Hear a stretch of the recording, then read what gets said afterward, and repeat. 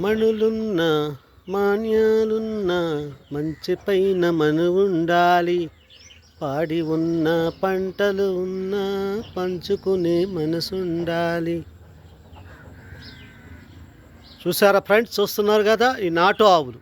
Pure నాటు గేదె, pure నాటు గేదె, ప్యూర్ నాటు ఆవులు, ప్యూర్ నాటు గేదె, ప్యూర్ నాటు ఆవులు.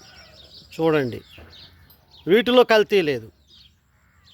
చూస్తున్నారు కదా, ఇవి వ్యవసాయం చేస్తాయి, పాలిస్తాయి, మంచి ఇమ్యూనిటీ పవర్ కలిగినటువంటి ప్యూర్ నాటు ఆవులు. చూడండి, వీటికి మూపురాలు ఉంటాయి. మూపురం ఉందంటే మన ఇండియాకి సంబంధించినటువంటి, మన భారతదేశానికి సంబంధించినటువంటి దేశీయ ఆవులు ఇవి. వీటికి మూపురాలు ఉంటాయి. చూడండి, ఇది కొద్దిగా గ్రేడెడ్ అన్నమాట. ఇది కొమ్ము తిరిగి ఉంది, ఇది కొద్ది గ్రేడెడ్. కానీ ఆ బర్రె మాత్రం ప్యూర్ నాటు ఆవు. చూస్తున్నారుగా ఫ్రెండ్స్, ప్యూర్ నాటు బర్రె, ప్యూర్ నాటు ఆవులు. ఇది చూడండి, ఈ ఆవుల యొక్క దూడ లేగ.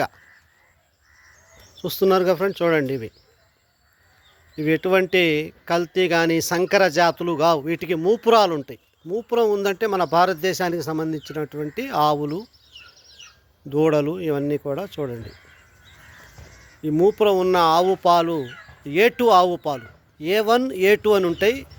A1 ఆవు పాలు అన్నీ కూడా మన జెర్సీ ఆవు పాలు. అవి జెర్సీకి చూడండి, జెర్సీ ఆవుకి మూపురం ఉండదు. మూపురం లేదు అంటే దాని పాలల్లో మనకి సంబంధించినటువంటి కొన్ని ప్రమాదకరమైనటువంటి వైరస్లు ఉంటాయని అర్థం. కనుక జెర్సీ ఆవు పాలు ఎక్కువ కాలం వాడిన వాళ్ళకి క్యాన్సర్ వస్తుందని జర్మనీ దేశానికి చెందిన శాస్త్రవేత్తలు నిరూపించారు. కానీ మన భారతీయులకి, మన ఇండియన్స్కి తెలియక ఈ జెర్సీ ఆవు తక్కువలో వస్తుంది, ఎక్కువ పాలిస్తుందని మనోళ్ళు వాడుతూ ఉన్నారు. కనుక దయచేసి జెర్సీ ఆవు పాలు ఆరోగ్యానికి మంచిది కాదు. ప్యూర్ మన ఆవు నాటు ఆవు పాలు కానీ, మన గేదె పాలు కానీ మనోళ్ళు వాడాలి. అదే మనకి ఆరోగ్యం. చూస్తున్నారు కదా, గ్రేడెడ్ ముర్రా కానీ, ప్యూర్ నాటు ఆవు పాలు. ఇవి తక్కువ ఇచ్చినా పాలలో పౌష్టికత ఎక్కువ ఉంటుంది. ఈ పాలు కొద్ది పల్చగా ఉన్నా సరే ఆరోగ్యానికి చాలా మంచిది. చూస్తున్నారు కదా, మన భారతదేశానికి చెందినటువంటి నాటు ఆవులు.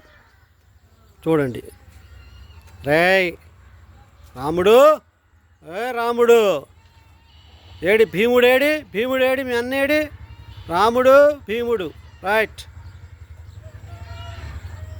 ఇదిగో చూశారు కదా లేగ దూడ. చూస్తున్నారు కదా, ఇదంతా మా దోస్తోళ్ళ వ్యవసాయం అయింది.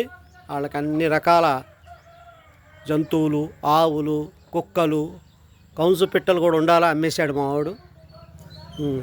ఇది ఒక చిన్న జంతు ప్రపంచం. మా దోస్తు వ్యవసాయం చేస్తూ ఉంటాడు కృష్ణ. ఇది ఒక చిన్న జంతు ప్రపంచం ఇది. ఇదిగో మా దోస్తు అయిన. చూడండి సబ్స్క్రైబర్స్, చూడండి, నేచురల్, నాట్ కల్తీ, నాట్ డూబ్, రియల్ హీరోయిన్. కష్టపడతాడు, పొద్దున్న లెగితే సాయంత్రం వరకు కష్టపడతాడు, రియల్ హీరో.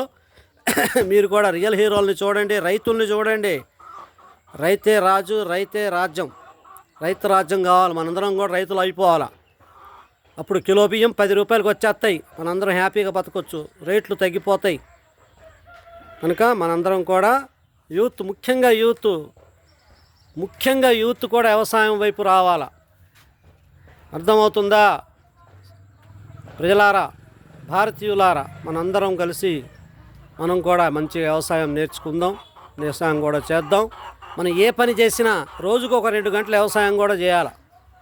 అలా చేస్తూ పోతేనే మన భారతదేశంలో ఉన్న ఆహారపు కొరత తగ్గిద్ది, రేట్లు కూడా తగ్గుతాయి. ఇప్పుడు ముఖ్యంగా సప్లై తగ్గి డిమాండ్ పెరుగుతుంది. అందరు సామాన్యులు, మధ్యతరగతి వాళ్ళు బతకడం కష్టమైపోతుంది. కనుక ఈ మొత్తం రేట్లు కంట్రోల్లో రావాలి, మంచి కల్తీ లేని ఆహారం రావాలి అంటే మనందరం పాటుపడాలి. మనందరం వ్యవసాయం రంగంలోకి రావాలి. ముఖ్యంగా యూత్ రావాలి. యూత్ విలాసాల బాట మరవాలి, వ్యవసాయ బాట నడవాలి. ముఖ్యంగా యూత్ తెలుసుకోవాలి.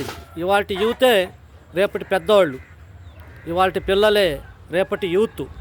రేపటి యూతే మన ముందు తరాలకి మనం భవిష్యత్తును నిలబెట్టేటటువంటి పెద్దవారు అవుతారు. కనుక ఇదంతా గమనించి మనం కూడా వ్యవసాయ రంగాన్ని అభివృద్ధి పరచాలి. ప్రతి ఒక్కడు కష్టానికి అలవాటు పడాలి. కష్టపడితే ఆరోగ్యం, కష్టపడితే సుఖం. నిజమైన సుఖం కష్టంలో ఉంటుంది. కష్టపడ్డోడు సుఖపడతాడు, అంతేగాని ఎప్పుడు సుఖంగా ఉండేటోడికి సుఖం అంటే తెలియదు. కొన్ని రోజులుగా వాడికి రోగాల పాలవుతాడు, రోగాల పుట్టవుతాడు. కనుక ప్రజలారా, సబ్స్క్రైబర్స్ మీరు ముఖ్యంగా గమనించవలసిన విషయం, మనందరం కూడా వ్యవసాయ రంగంలోకి దిగుదాం. అలా అని 24 గంటలు 8 గంటలు చేయవలసిన అవసరం లేదు. మనకున్న టైంలో ఎర్లీ మార్నింగ్ 6 to 8 2 hours చేసుకున్నా సరే మనకు వ్యవసాయం అంటే తెలుస్తుంది. మనం కూడా ఉత్పత్తిదారుల వ్యవసాయ రంగాల్లో అన్ని పంటలు పండించడానికి మంచి అవకాశం ఉంటుంది. చూడండి, వ్యవసాయ రంగంలో ఒక ప్యూర్ నాటు ఆవు చూస్తున్నారుగా. ఓకే ఫ్రెండ్స్, సబ్స్క్రైబ్ చేయండి, వీడియోని లైక్ చేయండి, షేర్ చేయండి. మీకు డౌట్స్ ఉంటే కామెంట్ బాక్స్లో కామెంట్స్ పెట్టండి. ఓకే ఫ్రెండ్స్, జై హింద్.